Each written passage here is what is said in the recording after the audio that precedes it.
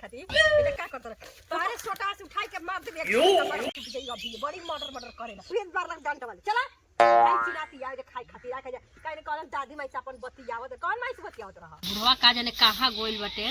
रोज रोज दारू आ बीड़ी पी के का पियता ओलिया मरत जाके बुढ़ावा रोज रोज दारू पियता का जाने ओकरा का भइल बा काहे कौन पिया देले बड़ी तो ओकरा के बेटा हमार त रात दिन टेंशन भइल रहत का करी हमरा बुझाते ने कहै भई छटपटाती खाए खातिर बुढ़वा का जाने कहां पी के गिरल बाटे हैं बुढ़वा के तनिको बुझाता कि हाँ हमारा आगे के चाहिए कि गाय गोरु के खियावे के बेरा भइल बा कि ना हैं बुढ़वा अभी तक आइल ना तो हमारा निहर मेहरारू बिया न के ये बुढ़वा के घर में टिकल दिया ना तो दूसर मेहरारू रहते तो कहिए भाग गए रही बुढ़वा के गाड़ी पर लात मार के इतना बदमाश बुढ़वा पिया कर बड़ू है हमारा निहर मेहरारू बिया तो टिकल हुई है घर में है भैंस खियाव कुली बाहर और गोबर फेंक है तना काम करे के पड़त अरे दादा एकदम समझ नहीं के आती हम का करी बुढ़वा के छोड़ के मन करता कि अब भाग जाइए और ना रहे बुढ़िया जान जाए ना वो मार मारी ना सार गोइला हो ना जरा सार मेहर के लिया के देख मेहर खाती गोइल बाबा ना ससुरारी घूमा तब नहीं था अच्छा बुढ़िया कहीं हमारा छिकिया सुन के कहीं आ मत जाए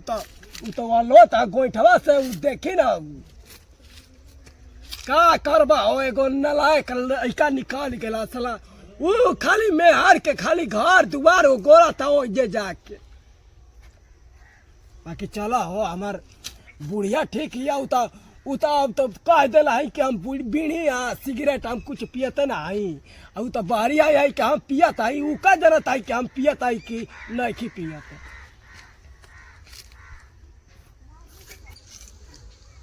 कि जान मारे लड़कारा हंगवा गारी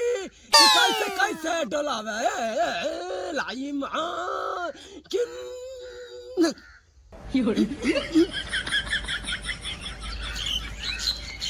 बाहर ले तनी नु तो जाता नहीं देखा तनी कि केने बुढ़ावा पी के या गिरल बा कि कोनो दादी माई के घरे अपना गोइल बा का करत है जाता नहीं भाई झड़ुइया लेके आ यही से मेरा बुढ़ावा के बताओ चला हो अब की गेहूं कटाई पिटाई ना तब बुढ़िया के गोड़ में के पायल बनवाई झुमका बनवाई कान में के बनवाई अब की बार सार बेची है ना और सार कोई भगवान करियठ मला में है कि हाँ सारे आज तो तोरो से हिसाब ले तो बुढ़िया उता हमार बिया हीरा नहीं है ना उता कान में के नाक में के बनवाई हो तबे ना बुढ़िया खुश रही उता कतरा उता पसिया ले चला आई ना आई हो काम गिरा देले बा आई हो ये का करत रहा भाई चिल्लाती है खाई खाती ये का करत रहा तोहरे छोटा से उठाई के मार दे एक छोटा कपार बड़ी मर्डर करेला भरा देबे ई छोटा से बस कपार फूट गया अभी तो नमस्कार पी के बता चल घरे तो रोज हम डाला चला रानी हां आलू आई चलती चला तो अभी बार लग डंट वाले चला भाई चिनाती आ जे खाई खाती रखे जा काहे कहलन दादी माई से अपन बतियावत कौन माई से बतियावत रहा दादी माई से तो अरे कहत है कि कान नाक में कल जाते गेहूं बेच मार के मैं डाल चला किन दा कि नहीं ना चला भी किरा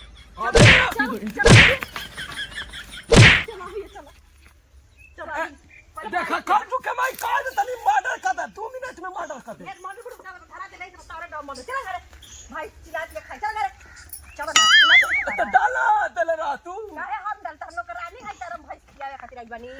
ओए हो मां लखरारे इधर भाई से आगे आई बनी हाउ का जाने कहिया ले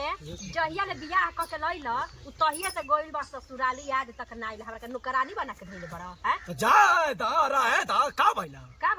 हम तार नौकरानी है यही खातिर बियाह के लग मोहन बा हतना बड़का घर बा होई बा आ घर में तो महल में नहीं खूब सुटर मार लिपस्टिक मार के पोछ दे मां भी कह देता नहीं कबाक देले बड़ा का ना तो कई गो मर्डर का काई लाई लिपस्टिक पोछ ले खोल बा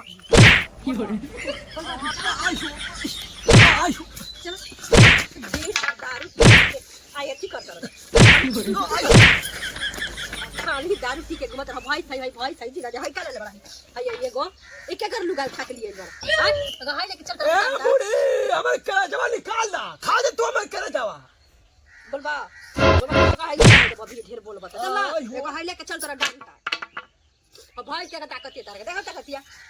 चल क्यों झाड़ ला धरा आई मैं बाहर दिया भैंसी के लेहन डाल दिया ठीक बा हम जाते हैं बर्तन माजे ठीक बजा कंजू के ना बहर बन तो जान जी है राती के तर मारन बनाई के और ये खय को ना दे तो कोइल बारन त अभी तक ले आइलन ना बियाह का करन त ऐसे नौकरानी में जल्दी बैग करके रखो हम होता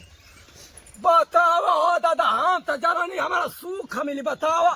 बीड़ी पियला खातिर 2 दिन हमके थूड़ दिया चलो बाहर दिन तो और मार के